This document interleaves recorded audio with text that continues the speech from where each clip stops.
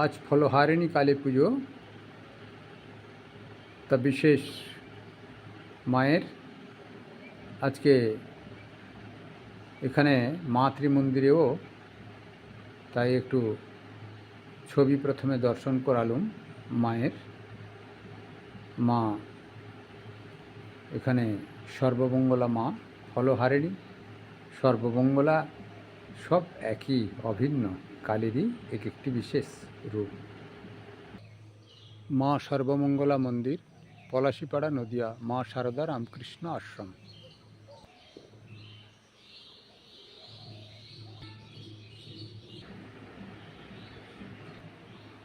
মা সর্বমঙ্গলা শ্রীরামকৃষ্ণদেব, মা শারদা দেবী। ওম জননীং শারদাং দেবীং রামকৃষ্ণং জগদ্গুরুং পাদপদ্মে তয়ো শ্রিত্বা প্রণমামি মুহুর্মুহুঃ। ওম শরণাগত দীনার্তং পরিত্রাণং পরায়ণে সর্বস্বার্থী হরে দেবী নারায়ণী নমস্তুতে। উপস্থিত ভক্তবৃন্দ এবং ইউটিউবের মাধ্যমে যারা শ্রবণ করবেন, সকলকে আমার আন্তরিক প্রীতি শুভেচ্ছা। সকলের শারদা মা সকলের মঙ্গল কামনা করুন, সকলের কল্যাণ সাধন করুন। আজকে শারদা দেবীকে বিশেষ পুজো করেছিলেন শ্রীরামকৃষ্ণদেব, সেই বিষয়ে একটু আলোচনা হবে, তা আপনারা অবশ্যই শ্রবণ করুন। আজকে ফলহারিণী কালী পুজো। আজ 22শে জ্যৈষ্ঠ 1431 সাল বঙ্গাব্দ, ইংরেজি 5ই জুন 2024 বুধবার। আজকে ফলহারিণী কালী পুজো। আজকের এই দিনে দক্ষিণেশ্বরে শ্রীরামকৃষ্ণদেব মা শারদা দেবীকে ত্রিপুরা সুন্দরী জ্ঞানে পুজো করেছিলেন। আজকে ফলহারিণী কালী পুজো। কালীর বিভিন্ন রূপ আমরা পুরাণ মতেতে পাই। দশমহাবিদ্যার রূপ এবং 51 শক্তিপীঠ, সতী তার দেহ খণ্ডিত খণ্ডিত হয়ে দক্ষযজ্ঞের পরে 51টা শক্তিপীঠে পরিণত হয়েছিল। আর আরও বিভিন্ন রকমের কালী মূর্তিতে আমরা পুজো করে থাকি। এখানে যেরকম সর্বমঙ্গলা মায়ের মূর্তি দেখছেন, সবই এক, তার বিভিন্ন রূপে ভক্তরা পুজো করেন। সেই ফলহারিণী মা কালী আজকে এই অমাবস্যার দিনে ফলহারিণী রূপে প্রকাশিতা হয়েছিলেন ভক্তদের মনোবাঞ্ছা পূরণের জন্যে, যিনি অশুভ ফলকে গ্রহণ করে নেন আর তার বিপরীতে যিনি শুভ ফল দান করেন। মায়ের বর অভয় এবং খড়গমুণ্ড, 4টি হাত দেখবেন, হাতে অস্ত্র আছে, খড়গ আর মুণ্ড। বাম দিকে নিচে মুণ্ড আছে, উপরে খড়গ আছে বাম দিকে। ডান দিকে একটি অভয় মুদ্রা আছে, একটি বর মুদ্রা আছে। অভয় মুদ্রা নিচে, বর মুদ্রা উপরে। তা মা সেই অভয় দেন, তোমরা পুরুষকার দিয়ে সৎভাবেতে এগিয়ে যাও, আমি তোমাদের সঙ্গে আছি। এটি অভয় মুদ্রা।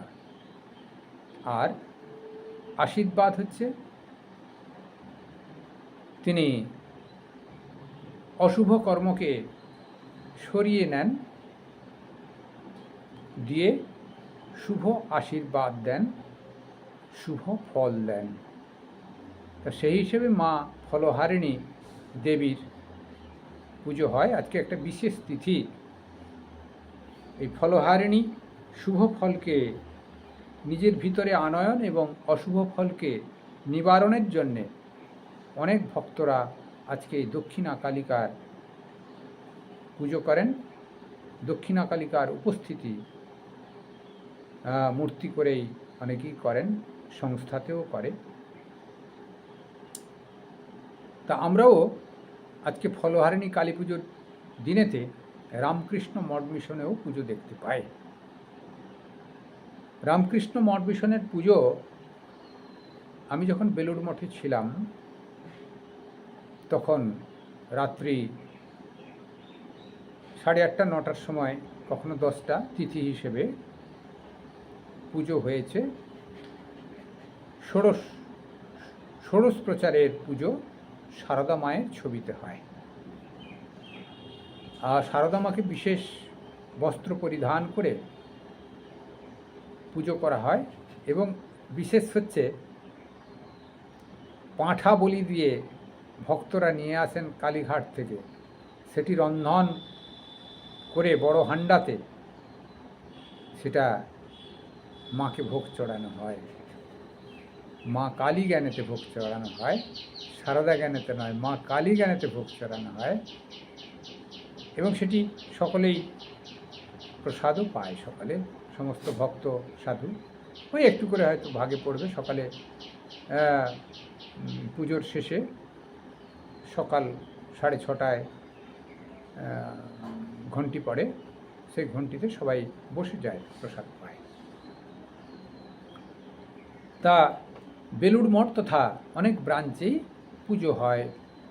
এটি অশুভ ফলকে নাশ করে শুভ ফল প্রাপ্তি এবং সারদা মায়ের কাছ থেকে শ্রীরামকৃষ্ণদেব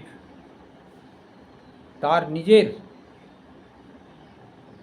জপমালা সমর্পণ করেছিলেন সারদা মায়ের পায়ে। আজকের দিনে মধ্যরাত্রে পুজো সমাপন্তে সারা জীবনের যে তপস্যার বা জপ ধ্যানের ফল সব ত্রিপুরা সুন্দরী জ্ঞানে সারদা মায়ের পায়ে সমর্পণ করেছিলেন, জগদ্ধাত্রীর পায়ে সমর্পণ করেছিলেন। সারদা মা স্বয়ং কালী, জগদ্ধাত্রী, ত্রিপুরা সুন্দরী এটি ঠাকুর অনুভূতি লাভ করেছিলেন, তাই জপমালা সমর্পণ করেছিলেন শ্রীরামকৃষ্ণদেব স্বয়ং সারদা দেবীকে। তা সারদা দেবীর এই ষোড়শী জ্ঞানে পুজো আজকে বেলুড় মঠেতে ফলহারিণী পালী পুজোর দিনে এটিকে ষোড়শী পুজো লেখা হয়, দেখবেন। অর্থাৎ সারদা দেবীর ছবিতে ষোড়শী পুজো হয়, তাই ষোড়শী পুজো লেখা থাকে বেলুড় মঠের লিস্টে। আর ফলহারিণী কালী পুজোর দিনে দক্ষিণেশ্বরে মন্দিরে ফলহারিণী কালী পুজো হয়। আর বেলুড় মঠ আর কিছু কিছু ব্রাঞ্চে তা ষোড়শী পুজো হয় সারদা দেবীর ছবিতে ওই ফলহারিণী কালী জ্ঞান করে। হলো মোটামুটি করে। আমার গুরুদেব শ্রীমৎ স্বামী গম্ভীরানন্দ মহারাজ, যিনি শ্রীরামকৃষ্ণদেবের অন্যতম পার্ষদ, দ্বিতীয় সংঘগুরু হয়েছিলেন, অধ্যক্ষ হয়েছিলেন বেলুড় মঠের স্বামী শিবানন্দ বা তারক মহারাজ, তাঁরই শিষ্য আমার গুরুদেব স্বামী গম্ভীরানন্দ মহারাজ। তিনি বেলুড় মঠের একাদশ প্রেসিডেন্ট হয়েছিলেন, একাদশ অধ্যক্ষ বা সংঘগুরু হয়েছিলেন শ্রীমৎ স্বামী গম্ভীরানন্দ মহারাজ। তাঁরই লেখা একটি সুন্দর বই, অনেক বইই আছে, এটি একটি সুন্দর বই, শ্রীমা সারদা দেবী। এই বইটি শ্রীমা সারদা দেবী, এই বইটি আপনারা ভক্ত সমাজে অবশ্যই পড়বেন।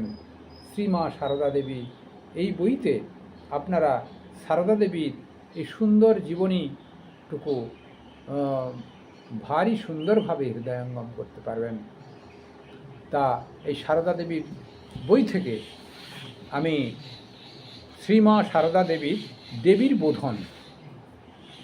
বোধন এইখান থেকে আমি দেবীকে কি করে বোধন করলেন, সারদা দেবীকে কিভাবে প্রতিষ্ঠিতা করলেন এবং সেই প্রতিষ্ঠিতা যেরকম আমরা পুরাণে পাই ব্রহ্মা সাবিত্রীকে হারানোর পরে ডেকে ডেকে পুষ্কর তীর্থে সাবিত্রী দেবী পাহাড়ে অবস্থান করলেন।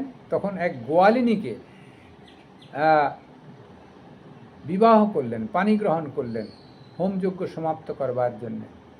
সেই গোয়ালিনীকে গরুর মুখ দিয়ে ওই একটা শোধন করে নিলেন, বার করলেন, শোধন করে নিয়ে তারপরে সেই গোয়ালিনীকে তিনি পানি গ্রহণ করলেন।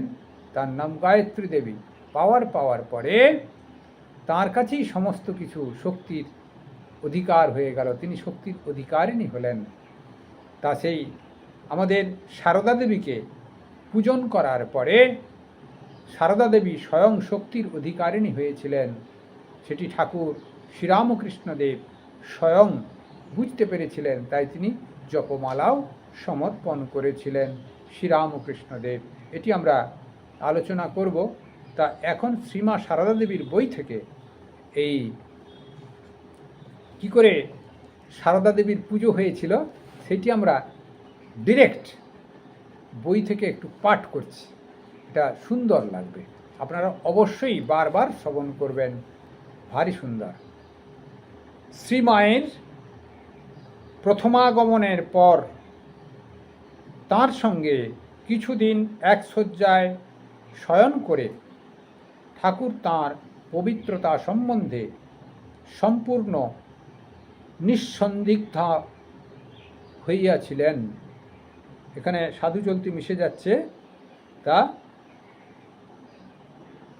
তিনি নিঃসন্দিগ্ধ হয়েছেন। তারপর 1279 সালের 24শে জ্যৈষ্ঠ 5 জুন 1872, আজকেও কিন্তু 5 জুন, সেটা 1872 ছিল, এটা 2024 সাল ইংরেজিতে, আজকেও 5 জুন, কিন্তু তিথিটা কিন্তু মিলে গেছে, অমাবস্যা তিথি তিথিই হয়, কিন্তু আজকেও 5 জুন, তখনও 5 জুন ছিল। 22শে জ্যৈষ্ঠ আজকে, তখন 24শে জ্যৈষ্ঠ ছিল। ফলহারিণী কালী পুজোর দিন আসলো। আজ রাত্রে শ্রী শ্রী জগদম্বাকে তাঁর ষোড়শী শ্রীবিদ্যা বা ত্রিপুরা সুন্দরী মূর্তিতে আরাধনা করবার আগ্রহ শ্রী শ্রী ঠাকুরের মনে জাগ্রত হয়েছে। কিন্তু পূজার আয়োজন মন্দিরে না করে ঠাকুরের অভিপ্রায় অনুসারে গুপ্তভাবে তাঁরই কক্ষে হয়েছে। এই সব কার্যে ঠাকুর হৃদয়ের সাহায্য নিতেন, কিন্তু হৃদয় আজ কালী মন্দিরের বিশেষ পূজায় ব্রতী হয়েছেন।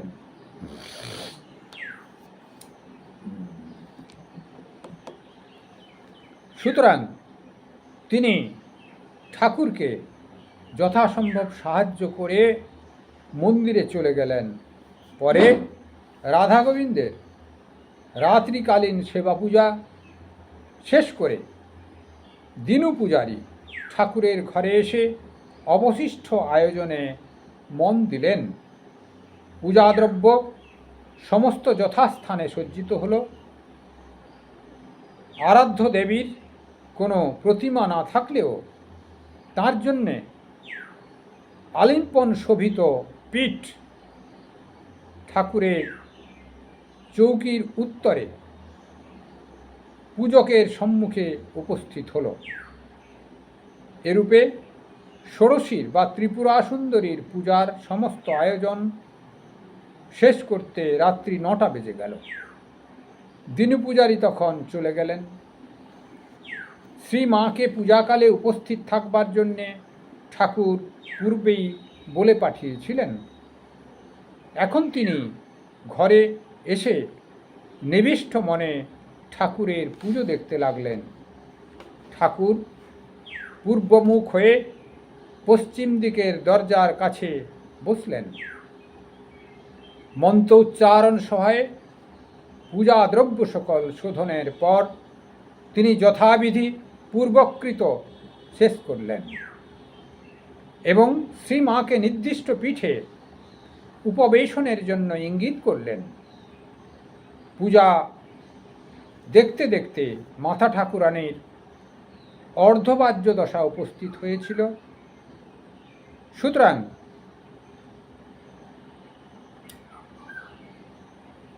কেন কি করিতেছেন, কেন কি করছেন ইত্যাদি না ভেবে তিনি মন্ত্রমুগ্ধার ন্যায় পশ্চিমাশ্র হয়ে ঠাকুরের সম্মুখস্থ পিঠে, পিঠ মানে পিঁড়ি, উপবেশন করলেন।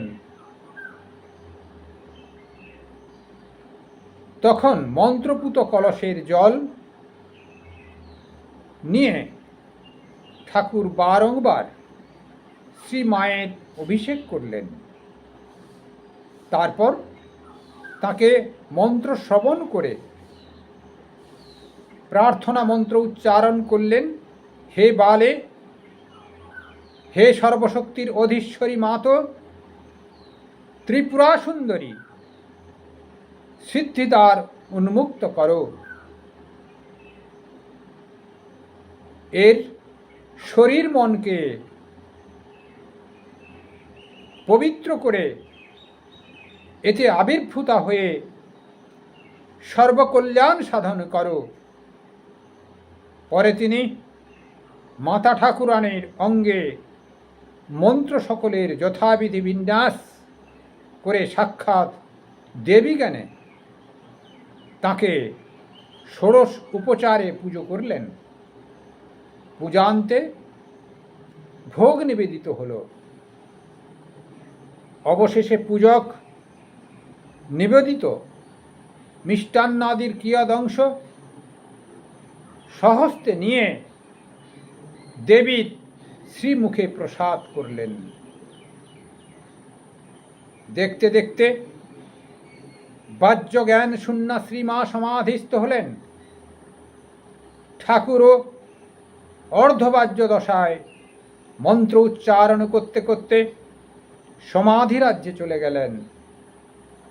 সে ভূমিতে আত্মস্থ পূজক ও পূজিতা আত্মস্বরূপে পূর্ণভাবে একীভূত হলেন। এই প্রকারে দীর্ঘকাল কেটে যাবার পর মধ্যরাত্র বহুক্ষণ অতীত হয়েছে। তখন আত্মারাম ঠাকুরের উত্থানের কিছু কিছু লক্ষণ দেখা দিল। বাহ্য অর্ধবাহ্য দশায় উপনীত হয়ে তিনি দেবীকে আত্মনিবেদন করলেন। অনন্তর আপনার সঙ্গে নিজ সাধনার ফল এবং জপের মালা প্রভৃতি সর্বস্ব দেবীর শ্রীচরণে চিরকালের জন্য বিসর্জন দিয়ে মন্ত্র উচ্চারণ করতে করতে তাকে প্রণাম করলেন। হে সর্বমঙ্গল মঙ্গল্যে, মঙ্গল স্বরূপে, হে সর্বশক্তি নিষ্কম্পকারিণী, হে শরণদায়িনী, ত্রিনয়নী, শিবগেহিনী গৌরী, হে নারায়ণী, তোমাকে প্রণাম করি। পূজা সমাপ্ত হল। মূর্তিমতী বিদ্যারূপিণী মানবীর দেহ অবলম্বনে ঈশ্বরীয় উপাসনাপূর্বক ঠাকুরের সাধনার পরিসমাপ্তি হল। শ্রী শ্রী মাতা ঠাকুরানীও দেবী মানবিত্বের পূর্ণ বিকাশের দ্বার অর্গলমুক্ত হল। পূজা শেষে বাহ্যভূমিতে প্রত্যাবর্তনে পর স্বগৃহে যাবার পথে তার মনে পড়ল যে শ্রী শ্রী ঠাকুরের প্রণাম ফিরিয়ে দেন নাই। অর্থাৎ ঠাকুর পুজো করার পর নিজে প্রণাম করেছিলেন সারদা দেবীকে, তা প্রণামটা তো ফিরিয়ে দেওয়া হয় নাই। তাই তাকে মনে মনে প্রণাম করে নহবতে ফিরলেন। এইভাবে বর্ণনা আছে। শ্রীমা তখন ৮৮ বর্ষ সমাপান্তে ১৯ বর্ষ পদার্পণ করেছেন। তবে তিনি ভ্রমক্রমে প্রায় বলতেন, আমি তখন ১৬ বছরে পড়েছি, অর্থাৎ মায়ের তখন ১৯ বছর বয়স। তা ১৯ বছর বয়সে, মায়ের ১৯ বছর বয়সে ঠাকুর ত্রিপুরা সুন্দরী জ্ঞানে পুজো করেছিলেন। উৎসুক ভক্ত নরনারী তাকে জিজ্ঞাসাপূর্বক আর যে সকল কথা অবগত হয়েছিলেন, আমরা এখানে তাঁর সার সংকলন করছি। পূজার প্রথমে ঠাকুর শ্রীমায়ের পদযুগলে আলতা, কপালে সিন্দুর পরিয়ে দিলেন, অঙ্গে নূতন বস্ত্র পরিধান করিয়েছিলেন, মুখে পান মিষ্টি দিয়েছিলেন। এই বর্ণনা শুনে লক্ষ্মী দিদি যখন সহাস্যে প্রশ্ন করলেন, তুমি তো অত লজ্জা করো, কাপড় কি করে পরালেন গো? মা সরলভাবে উত্তর দিলেন, আমি তখন কীরকম যে হয়ে গেছিলুম তা আমি বুঝতে পারিনি। মা গঙ্গা জলের জ্বালার দিকে মুখ করে বসেছিলেন। তাঁর দক্ষিণ দিকে পূজা সামগ্রী সজ্জিত ছিল। পূজাকালে কক্ষের দ্বার রুদ্ধ থাকায় কেউ এইসব কাণ্ড কারখানা জানতে পারেনি।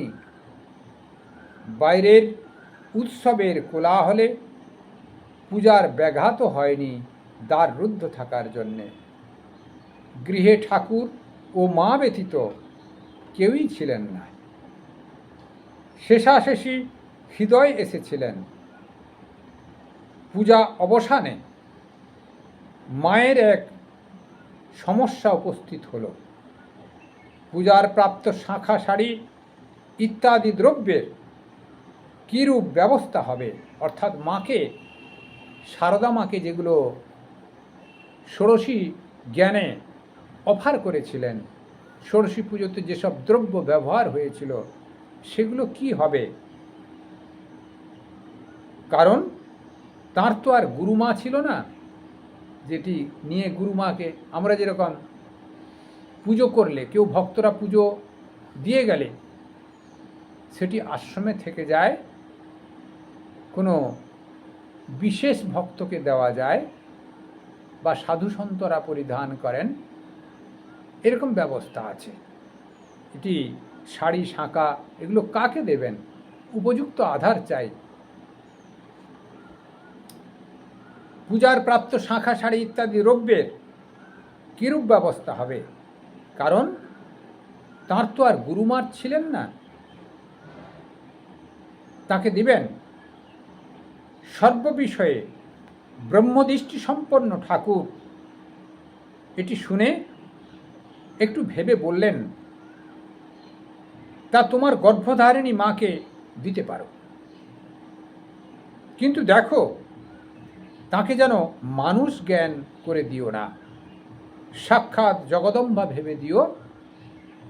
শ্রীমা তাই করলেন। আমাদের যেরকম দুর্গাপুজোয় বা অন্যান্য প্রচুর শাড়ি পরে, দুর্গা উৎসবে তো বেলুড় মঠে প্রচুর ব্রাঞ্চে পড়ে, মায়ের উৎসবে আমাদেরও এখানে পড়ে। এগুলো কি হয়? গরিবদের দেওয়া হয়, কিন্তু আমাদের গরিবদের মানে গরিব হিসেবে দেওয়া হয় না, মায়ের প্রতীক জ্ঞান করে দেওয়া হয়। কারণ সেটা মায়ের উৎসর্গীকৃত শাড়ি মাই পাবেন, অর্থাৎ মাতৃজ্ঞান করে দেওয়া হয়। এটি বললেন, তুমি নিজের মাকে যখন দেবে, জগদম্মা জ্ঞান করবে, তাহলে সমস্যার সমাধান দেবীকেই দেওয়া হচ্ছে। তারপরের ঘটনা কি? শ্রীমা ভাবরাজ্যে আরূঢ় হয়ে ঠাকুরের পুজো ও তৎসহ তাঁর সাধনলব্ধ সমস্ত ফল গ্রহণ করলেন। বস্তুত তিনি বিনা সাধনায় সমস্ত সিদ্ধির অধিকারিণী হলেন। অধিকন্তু বুদ্ধিতাবস্থাও তিনি সর্বজীবে ব্রহ্মবুদ্ধি রাখতে শিখলেন। এদিকে শ্রী শ্রী ঠাকুরও সহধর্মিণীর প্রতি সর্বশ্রেষ্ঠ কর্তব্য পালন করে দায়মুক্ত হলেন। তা ষোড়শী পুজো দেবীর বোধন শ্রীমা সারদা দেবী গ্রন্থে শ্রীমৎ স্বামী গম্ভীরানন্দ মহারাজের লেখায় এটি 42 পৃষ্ঠা 41-42 পৃষ্ঠাতে পাওয়া যায় দেবীর বোধন হেডিং। তাতে আপনারা একটু পড়ে নেবেন। লীলা প্রসঙ্গেও ষোড়শী পুজোর কথা উল্লেখ করেছেন এবং বিস্তৃত আকারে বলেছেন। আমি এখান থেকে আজকে পাঠ করলুম। তা এটি ভারী সুন্দর। এখানে উভয় পক্ষ উদ্ভাসিত হয়েছিলেন, উভয় পক্ষেরই কল্যাণ সাধন হয়েছিল। শ্রীমা সারদা দেবীকে যেমন ষোড়শী জ্ঞানে পুজো করেছিলেন, তাতে মা প্রতিষ্ঠিতা হলেন, তার নির্ভীকতা বেড়ে গেল, মাতৃশক্তির আধার হয়ে গেলেন। আমাদের কুমারী পুজো করা হয় মাতৃশক্তিকে জাগানোর জন্যে এবং মাতৃশক্তিকে এই জগতের বিকাশের জন্যে, সম্মান জানানোর জন্যে এবং তার ভিতরে দেবী শক্তির জাগরিতা করবার জন্যে। সেটি প্রথম স্টেপ মা সারদা দেবী, শ্রীরামকৃষ্ণ পরমহংসদেব এটি পথপ্রদর্শক। তা অপরদিকে ঠাকুরের একটি বিশেষ গার্জেন দরকার ছিল। সেটি এই স্থূল শরীরে, রক্তমাংসের শরীরে ত্রিপুরা সুন্দরী জ্ঞানে সারদা দেবীকে প্রতিষ্ঠিতা করবার পরে তিনি নিজের জপমালা শ্রীমা সারদা দেবীর পায়ে সমর্পণ করে একটি গার্জেন তৈরি করেছিলেন। আধ্যাত্মিক গার্জেন, আধ্যাত্মিকতার চরম বিকাশ সারদা দেবীর ভিতরে হয়েছিল। সেটা আমরা পরে পরেই বুঝতে পেরেছি তার জীবনের শেষ প্রান্ত পর্যন্ত, যতদিন তিনি ছিলেন। ঠাকুর তো ছেড়ে চলে গেলেন 86 সালে। তা তিনি বহুকাল ছিলেন, 20 সাল পর্যন্ত। তা 1886 চলে গেছেন, উনি 1920 সাল পর্যন্ত ছিলেন। অনেক অনেক সমাজের কল্যাণ সাধন করেছেন আধ্যাত্মিকতার। আমরা পরে পরে জেনেছি, আলোচনাও করেছি, আরও করব। তা আজকে একটু বেলুড় মঠের ষোড়শী পুজো হয়, সেটি আমি বেলুড় মঠে ছিলাম দীর্ঘদিন, আমিও সেবা করেছি বেলুড় মঠের। তা আমরা অনেকেই এই খাওয়া দাওয়া নিয়ে ঝামেলা বোধ করি সমাজেতে। বেলুড় মঠে আজকের এই ষোড়শী পুজো যখন হবে, মাতৃজ্ঞানে সারদা দেবীর ছবিতে, নূতন ছবি গর্ভমন্দিরে অবস্থান করিয়ে, পরিধান করিয়ে নববস্ত্র যথাবিধ সুন্দর সাজিয়ে ষোড়শ প্রচারের পুজো করে ভোগ নিবেদন, উপচার অনুসারে ভোগ নিবেদন, কিন্তু বিশেষ ভোগ পাঁঠা বলি দিয়ে তার মাংস রান্না করে বড় হান্ডাতে ভোগ দেওয়া হয়। আমি ছিলাম, জানি। অস্বীকার বা কেউ আপনাদের বলল না, সে আলাদা বিষয়। এটা ঘৃণার কিছু নাই। পরিত্যাগের কিছু নাই, সংযোজনের কিছু নাই। খাওয়া দাওয়াটা বা ভোগ নিবেদনটা এটি কোনো খারাপ পর্যায়ে নেবেন না। তা মা কালীকে দক্ষিণেশ্বরে ভোগ দেওয়া হতো। বেলুড় মঠেও কালীঘাটে পাঁঠা বলি দিয়ে ভক্তরা নিয়ে আসেন, সেটিকে ওই রন্ধনের উপযুক্ত করে বড় হান্ডাতে, পেতলের হান্ডাতে রন্ধন হয়। তারপরে মায়ের কাছে ভোগ নিবেদন হয়, অগ্রভাগ ঠাকুরের জন্য রাখা হয়, মায়ের কাছে ভোগ নিবেদন হয়। সেই প্রসাদ আজকে যেমন কালী পুজো হবে, আগামীকাল ভোরের 6 জুন ভোরে 6টার সময় পঙ্গতে সবাই প্রসাদ পাবে।